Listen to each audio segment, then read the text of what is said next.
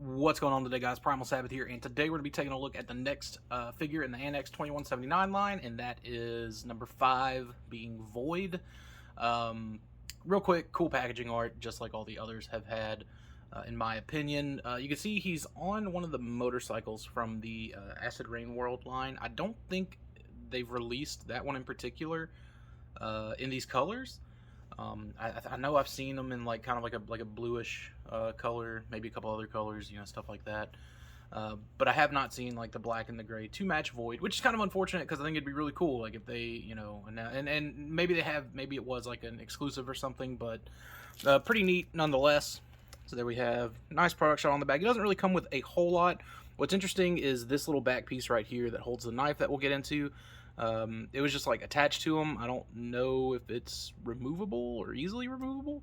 I haven't tried just because I don't want to risk like it being something like I have to glue back on. But otherwise, yeah, there's that. Now, speaking of modifications I have made, now, well, let's get into that little belt piece, because it looks like he's the same build as Hiro. So it looks like it probably has some little pegs in there that pegs onto the back parts of this belt. If I had to guess, that's how it is, so he gets that.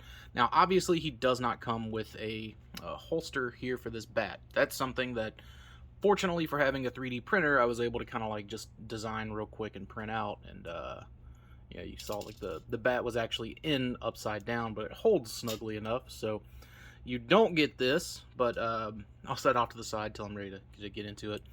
Also, unlike Hiro, he doesn't have a little clear cover over his battery, so I also thought that was kind of interesting. But Void's story is definitely different from Hiro's. He's definitely like the Spawn Batman type of character in this universe.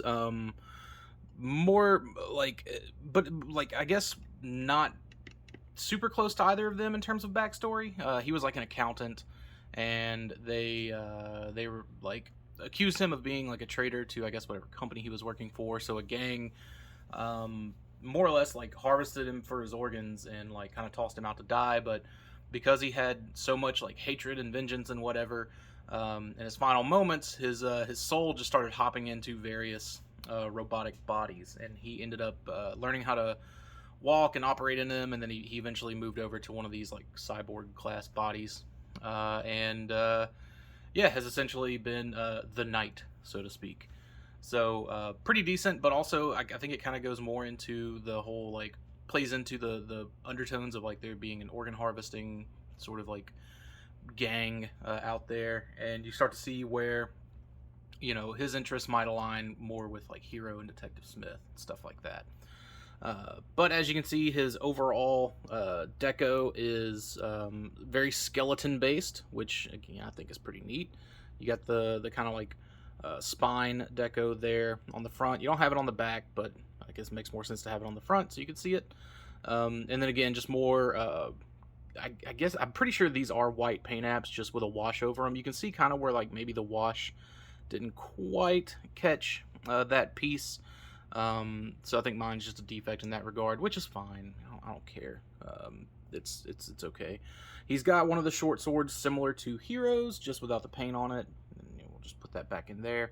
And then obviously this little tip comes out of that battery piece. What's also really cool is his visor can flip up, where you can see the little skull-like face in there. I believe this is also an Acid Rain World reuse, the skull inside the helmet. But they definitely made it work for this, so you can have that displayed however you want.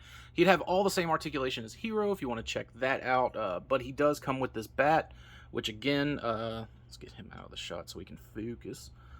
Does look really nice. You got a red, like a crimson red, really, paint in between the lines there, and I thought there was like a little sculpted bit. Is that it right there? So that's not it. That's where the mold injection is. There's something on the bat.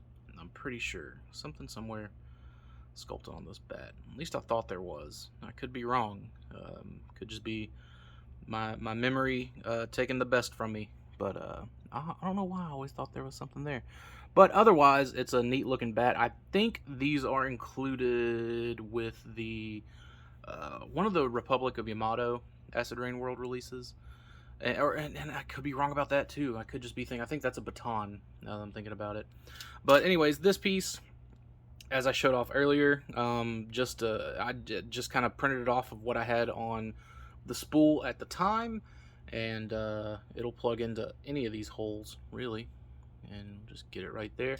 And you can slide the bat in till it kind of grabs, so you can have it up like that, or like I showed earlier, you can just slide it in and I give it a little twist. But the bat is also like weathered as well, so you don't want to like scuff that up too bad, but I like the way that looks right there.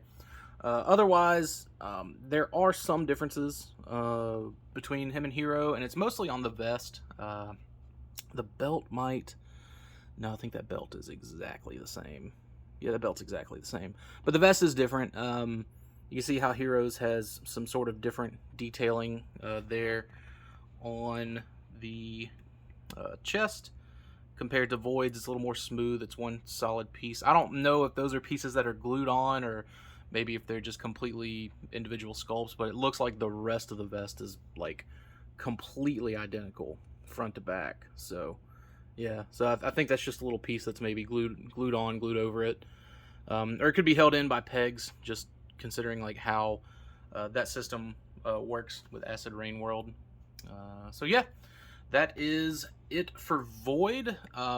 Pretty cool. Again, like, I'm very glad I decided to go ahead and pick up this full line, because I really do like these molds. Like, they do kind of have a problem with standing in balance just because of the way the toes sort of flare up in the front, but it's nothing that's going to ruin the figure. And as you can see, Void has not fallen over once, knock on wood, fortunately.